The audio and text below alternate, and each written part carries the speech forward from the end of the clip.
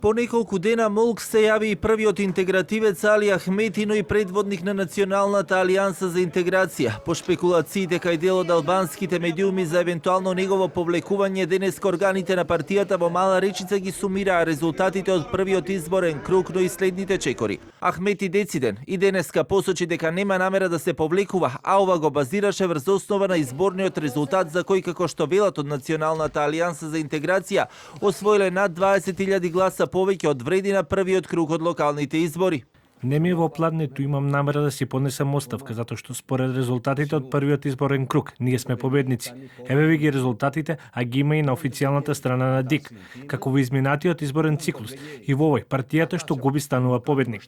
Сакам да дадам еден осврт за јавноста и граѓаните кои не само во овие циклуси не поддржуваат, туку и сиве овие години наназад, дека и покрај тоа што се воведе негативна кампања против нас и правата на албанците, ние имаме повеќе гласови од вреди и остануваме на ставот дека се потребни брзи предвремени парламентарни избори.